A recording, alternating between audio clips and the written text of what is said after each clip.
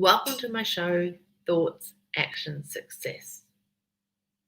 This week, I'm going to talk about being the best version of yourself. From the time we were born, many of us have been educated to be a version of ourselves that please others. Whether it comes from the way we were raised or how we were taught in school, we often learn how to put a mask on and be an actor in our life. Unfortunately, that behaviour will not lead you to a happy and live a fulfilling life. You can discover the best version of yourself and transform your life so that you're no longer an actor in your life. Choose to live a life that was made especially for you. With commitment, vulnerability, and curiosity, you will be able to be the best version of yourself and put away the mask that you've been wearing for much too long. Are you ready to claim your power? Then let's start to explore your current life and see how much you are currently your true self.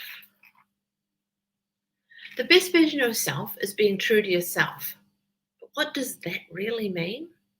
It is sometimes easier to explain something by identifying what it isn't. That said, let me share a list what is not being the best version of yourself.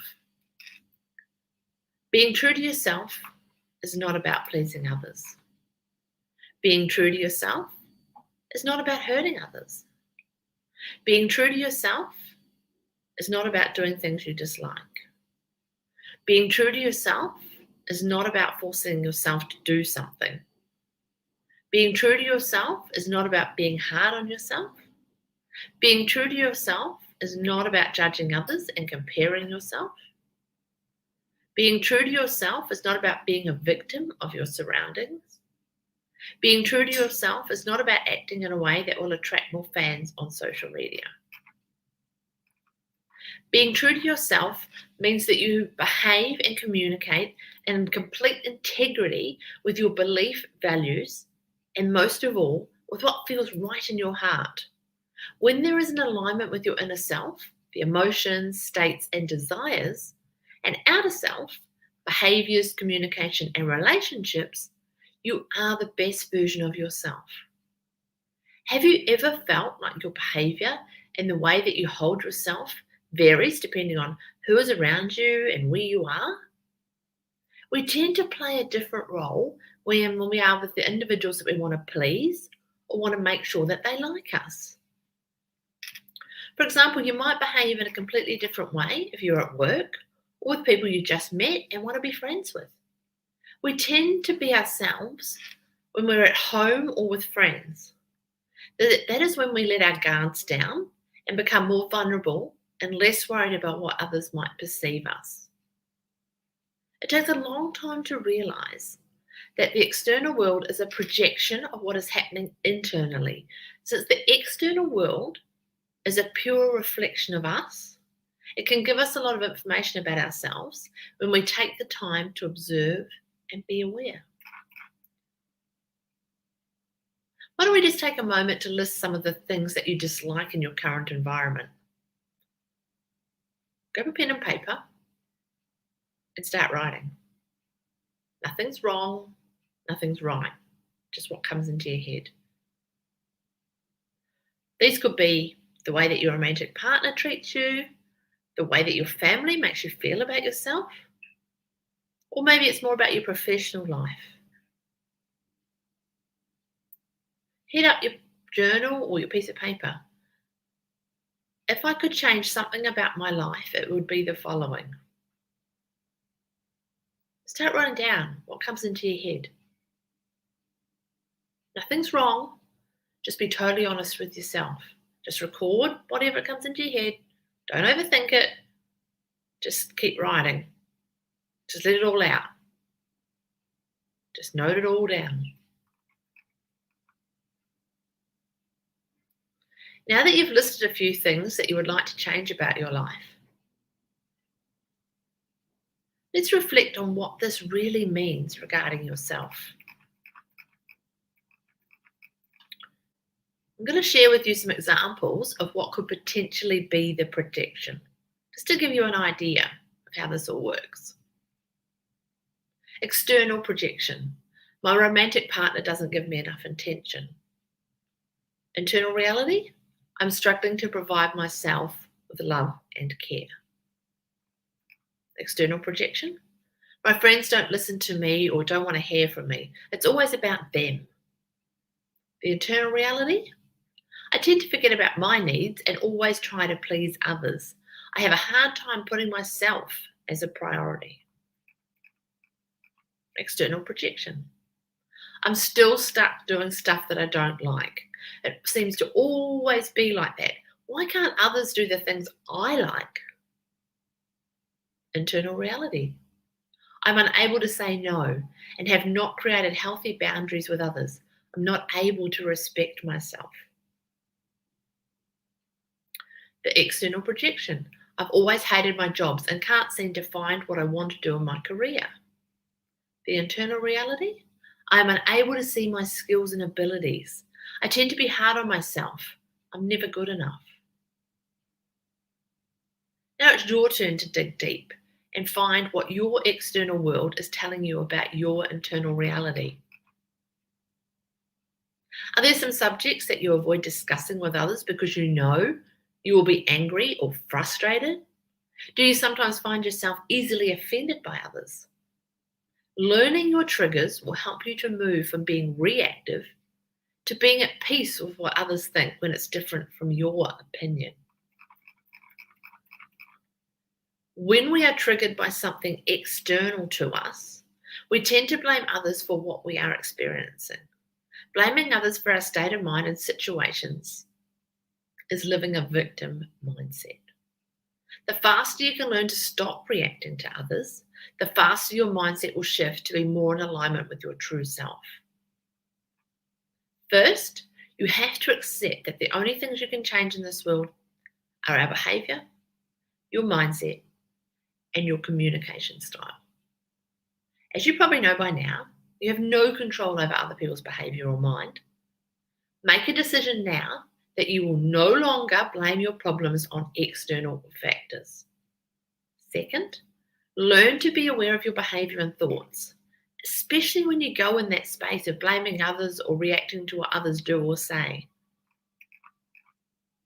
Let's start by making a list of what you feel really triggers you. Some examples could be self-centered people, incompetence. Try to be as specific as possible by using an example to explain the trigger. List them down. Write on a piece of paper or in a journal the following statement. I tend to react emotionally to the following. And then write them what comes in your head. Remember, nothing is right or wrong. It's all about working through the process to gain clarity on the path to being the best version of yourself. Now that you've written them down, we need to make a plan to react differently in the future when those situations or subjects arise. How will you handle better your emotions in those situations? Another approach to this would be to try to understand why you get so reactive to those situations or subjects.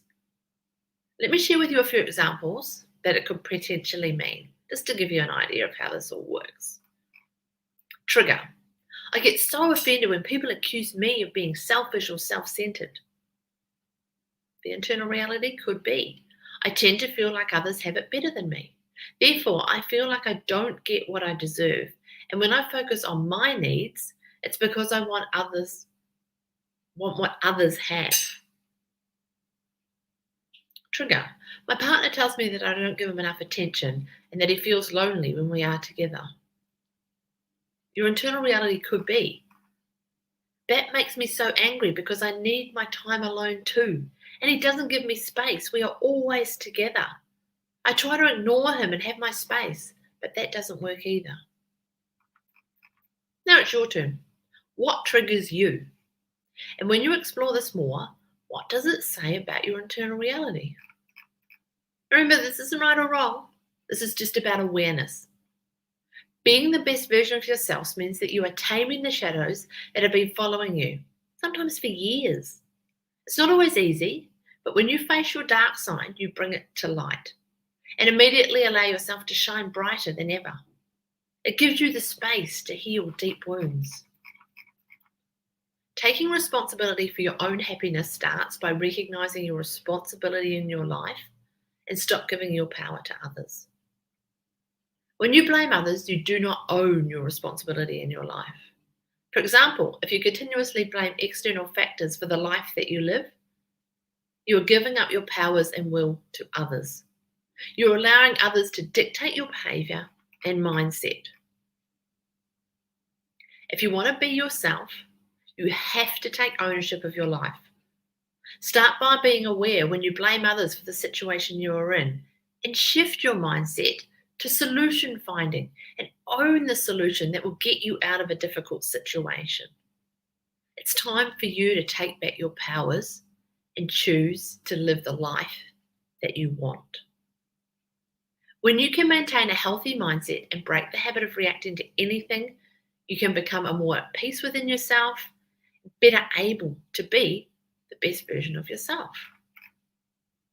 Now we'll just look at some limiting beliefs and how you can transform them so that they become more empowering. Those limiting beliefs are often connected to really deep wounds from the past that we carry with us for years. The first one is rejection.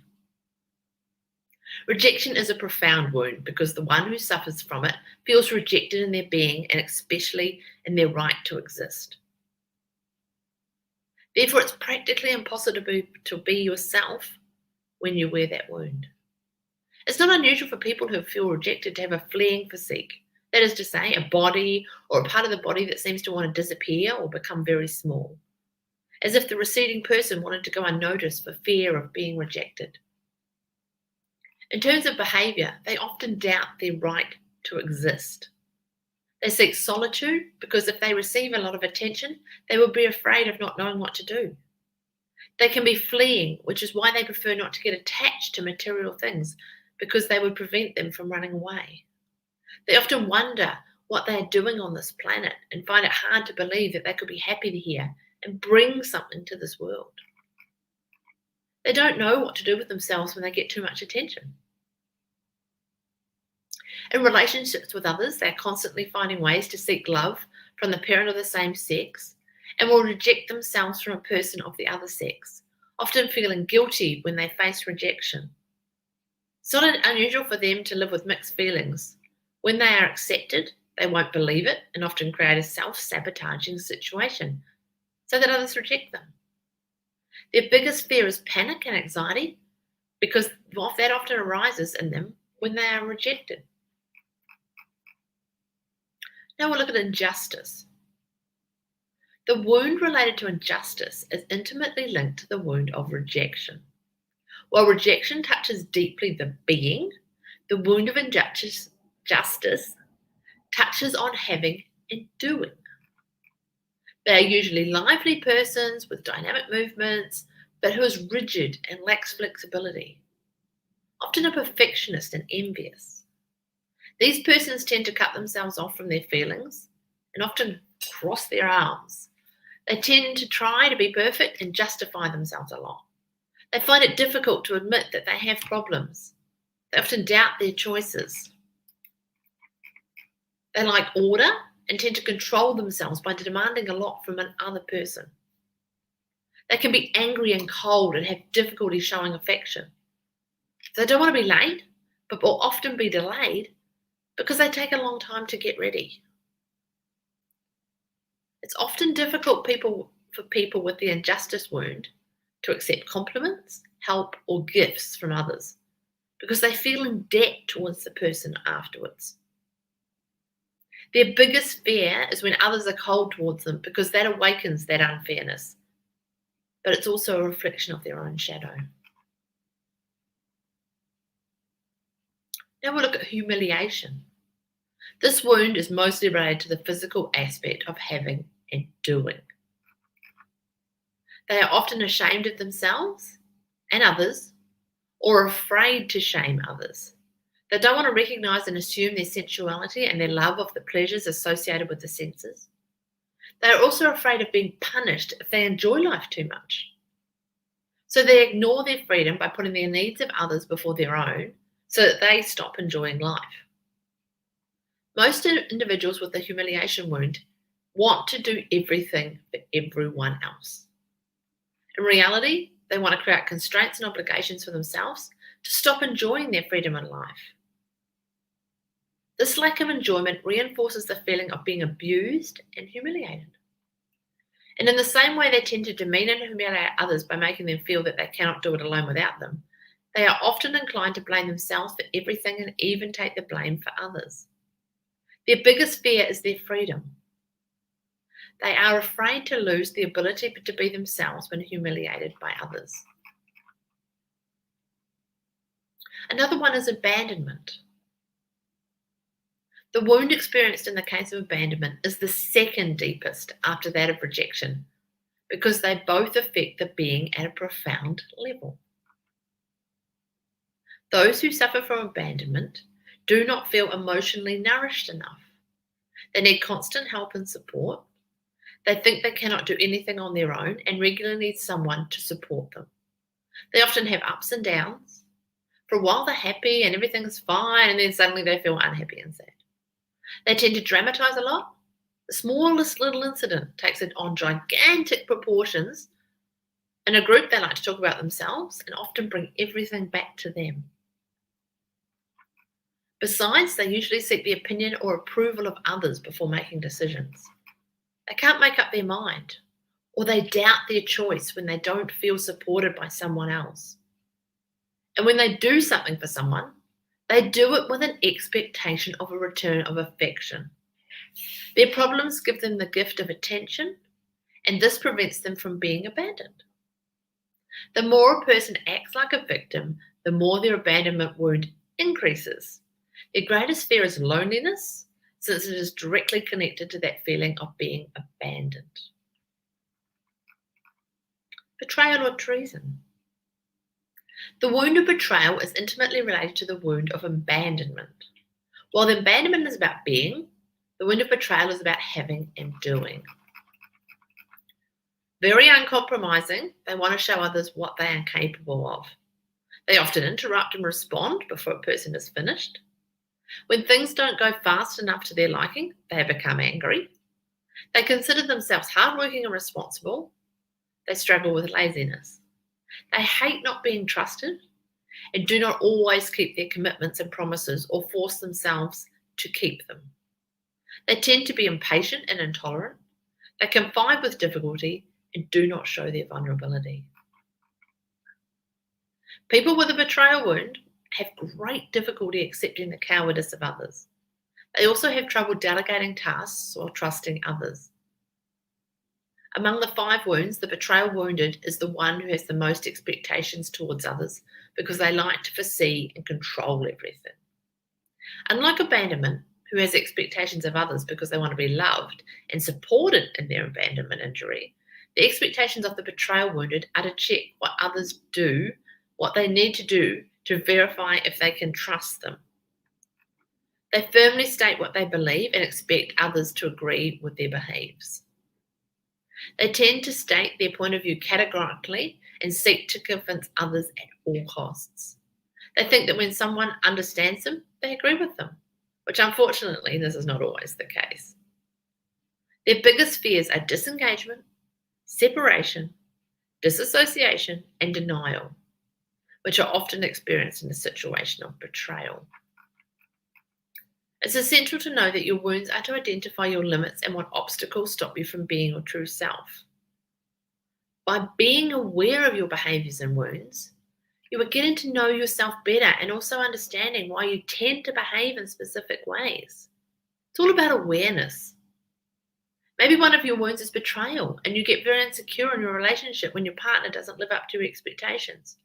By knowing that about yourself, you learn to improve the relationship and how you react to certain situations. This is not about right or wrongs. This is just about awareness. The first step to heal your wounds is to observe yourself when you feel hurt. Then you can move on to accept that you aren't perfect and it's okay to recognize that hurt. Last is to admit your fear and allow yourself to move through that fear by being vulnerable and honest with yourself and others. Boundaries are one of the most underused ways to be the best version of yourself. You must learn to say no. Saying no is probably one of the hardest things you'll ever have to do to ensure your integrity with yourself. Most people aren't used to hearing no or respect the word no. To learn to say no, you have to explore how you react to people who say no to you. Once you are open to others saying no to you, start practicing it yourself. It works both ways. Say no when you don't feel like doing something or when it doesn't feel right for you. Another aspect of creating boundaries is how you behave in your friendship circle. Be clear about individuals who are supportive and uplift you, and stay away from those who only bring you down and feed drama. Surround yourself with people who appreciate you for who you truly are. Now is the perfect time to assess your friendships and set boundaries around those who do not fulfill you. Toxic relationships often feel a more deep-seated need to please others. If you are experiencing a relationship with a person who is mean to you or always makes you feel bad about yourself, know that you're actually allowing this. It is okay for you to say no to that type of relationship. I'm not just talking about a romantic relationship. It could be with a friend or even a co-worker.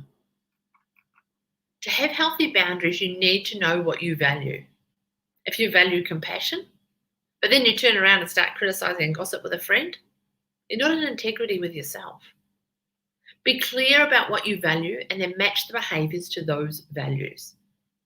That way, it will be easier to create boundaries and shift your behavior when it's not aligned with your values and beliefs. Once you are clear with your values, seek them in others and surround yourself with people who have similar values to you.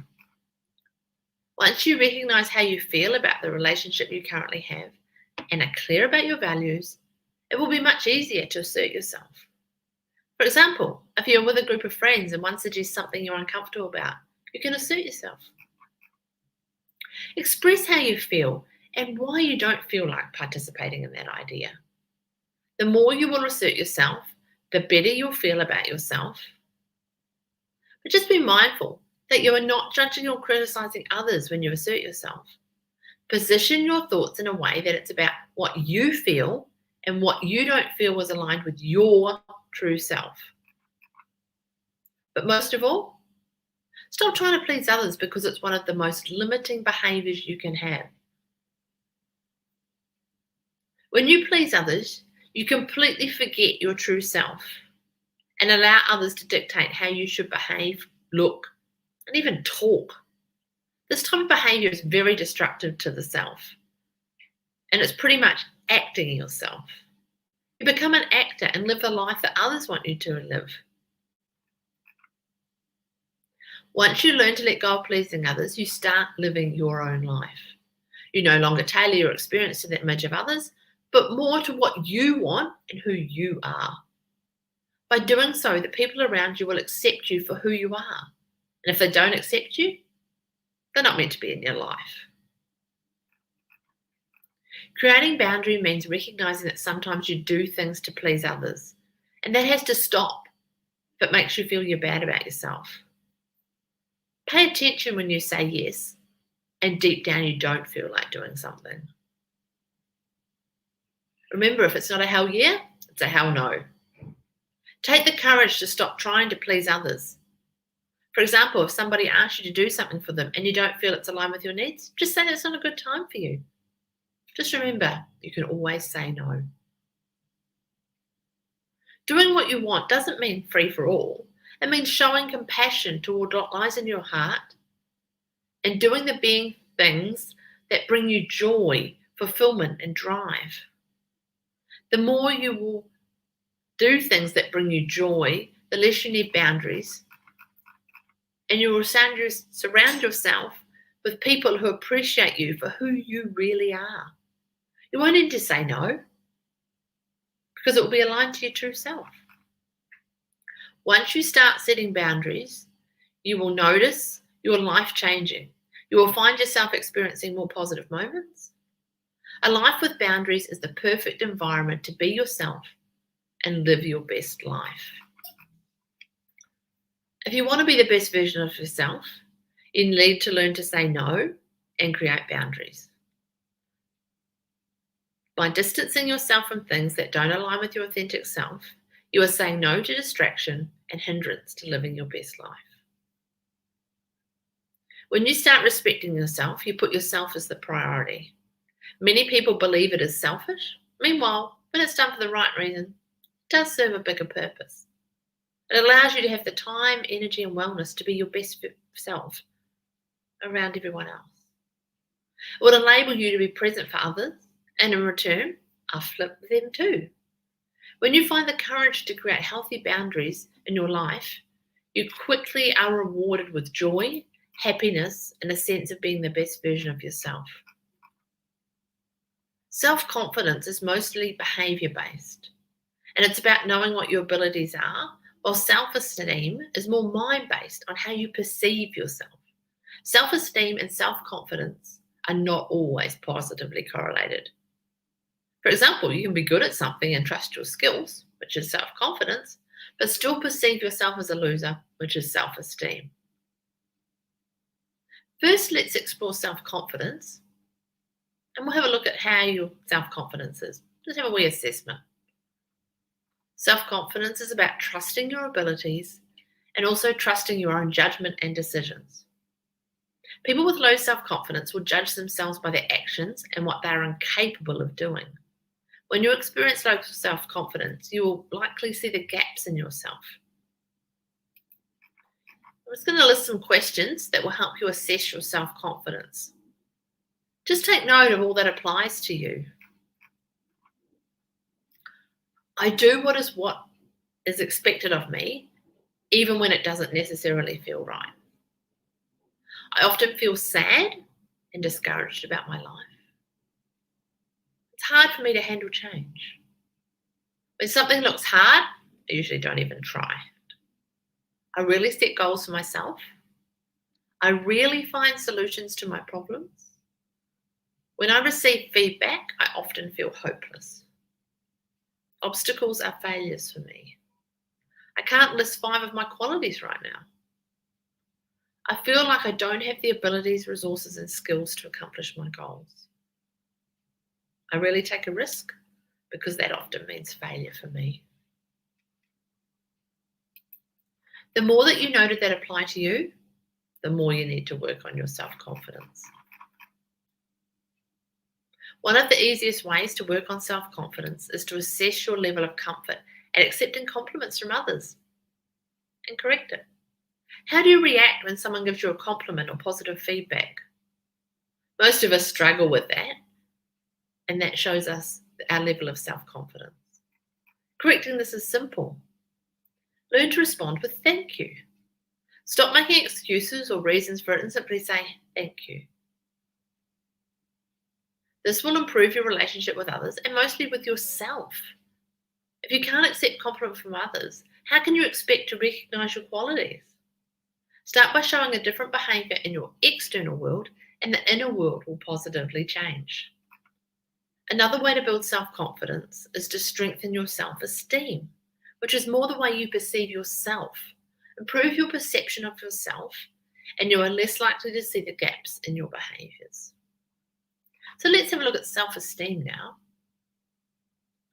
Self-esteem is the way we perceive or evaluate our worth, and is the ultimate belief we place in ourselves. People with high self-esteem tend to be more comfortable with their true selves and demonstrate a lot more integrity. When we have high self-esteem, we respect our true selves.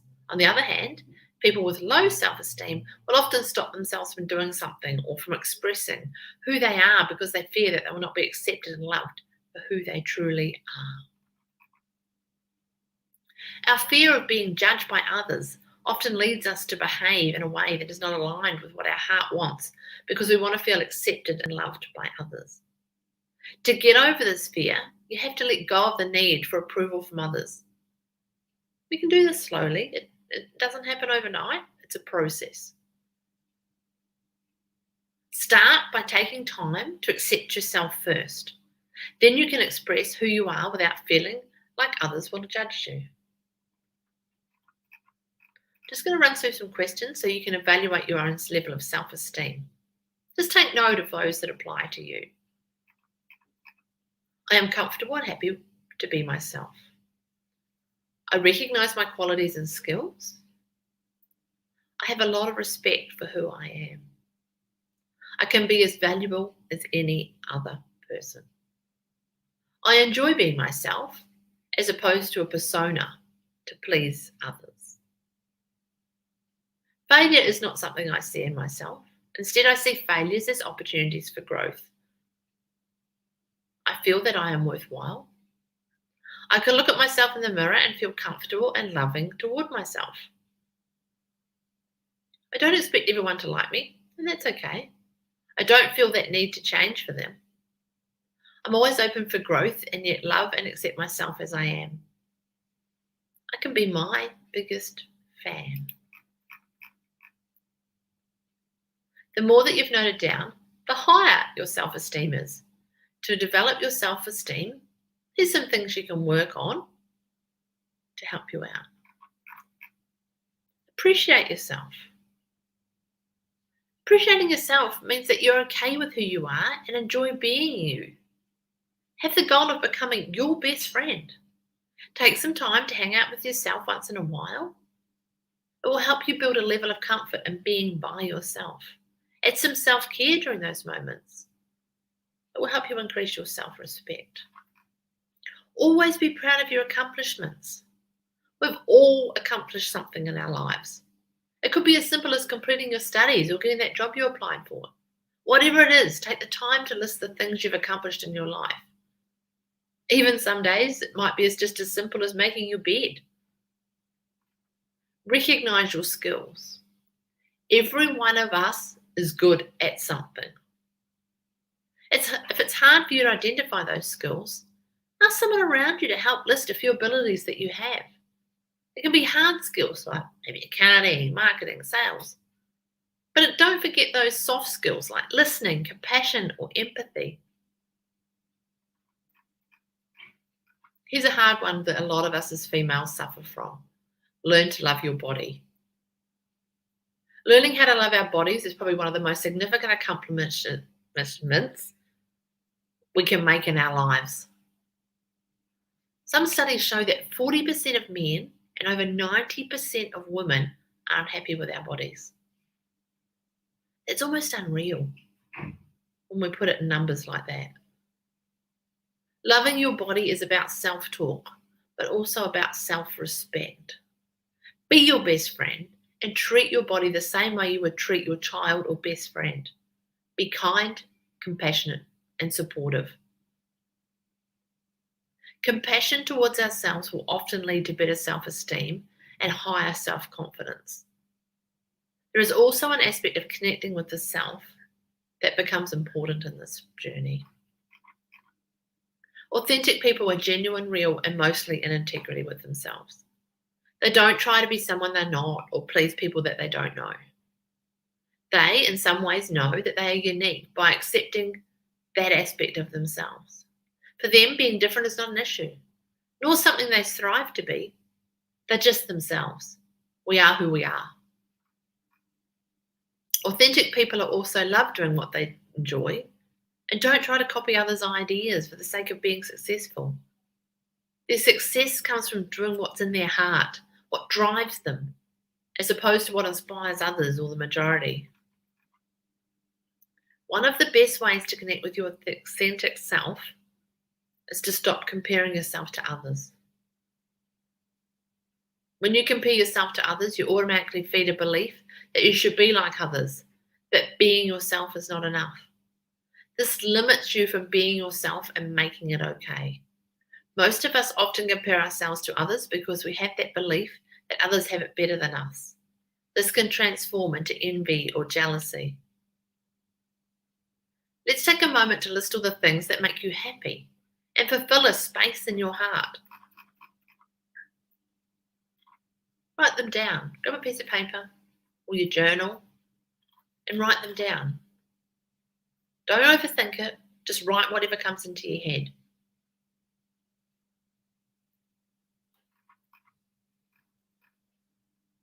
Now find ways to do more of what you just wrote down. When you do the things that you love, you are being authentic. You are exposing that best version of yourself, and that's why it's so fulfilling. Another way to connect with your true and authentic self is to rediscover your inner child, the one that didn't care about what others thought. When you reconnect with your inner child, you also heal wounds from the past. The top things you can learn from your inner child are the following.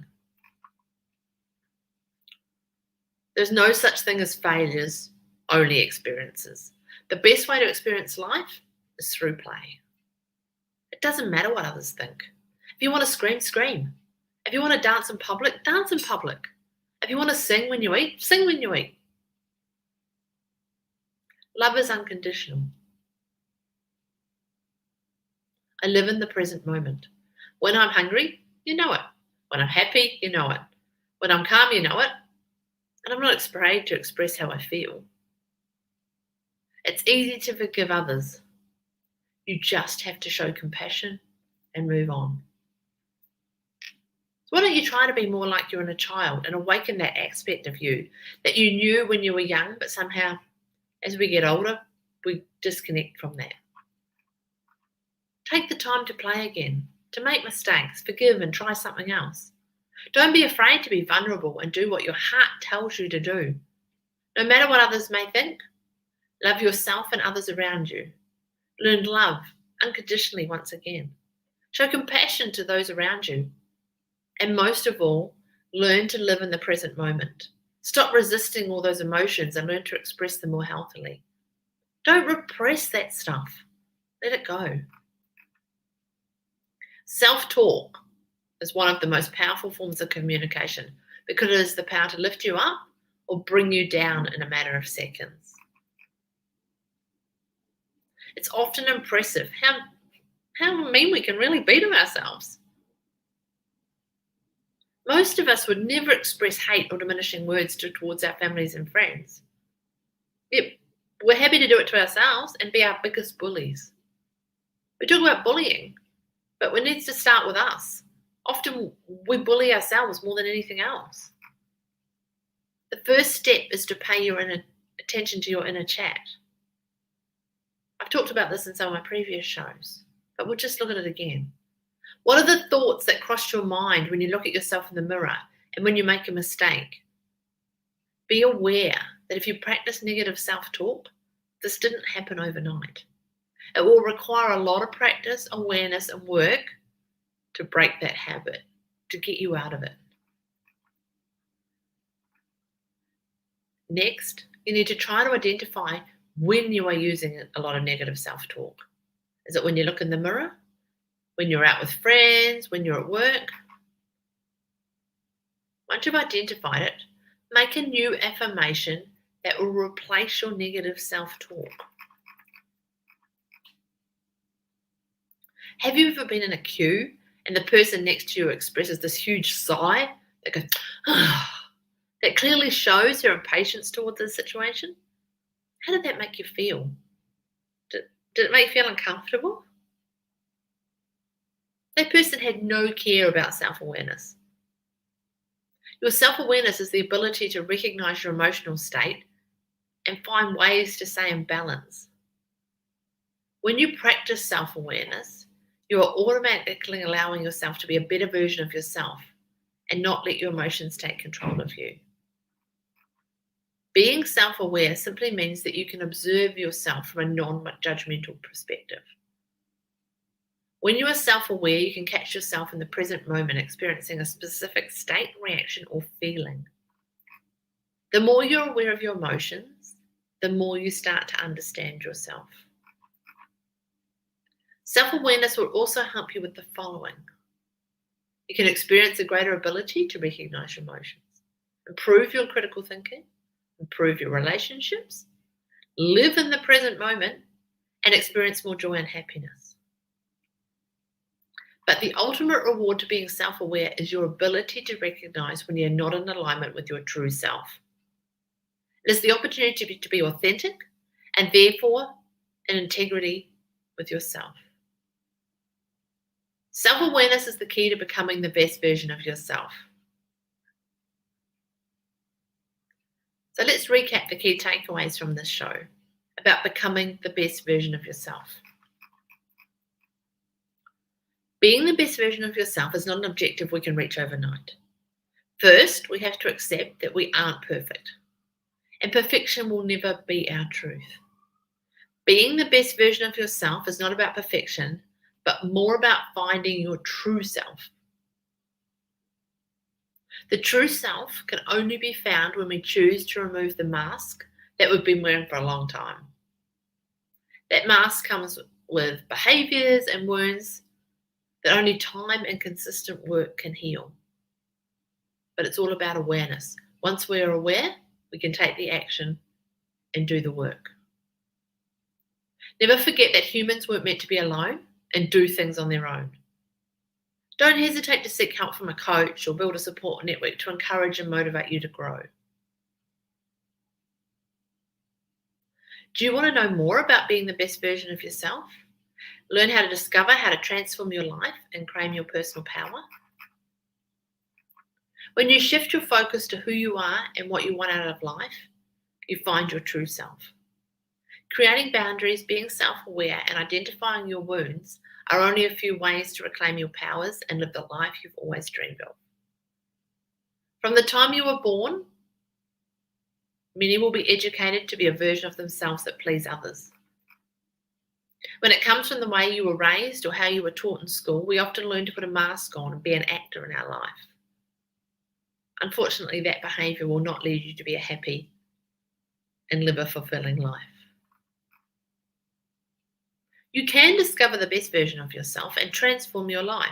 It's never too late to start so that you no longer are being an actor in your life. You can choose to live the life that was made for you. With that said, you might ask me, well, Kirstie, how do you become the best version of yourself? Let me share you with the solution.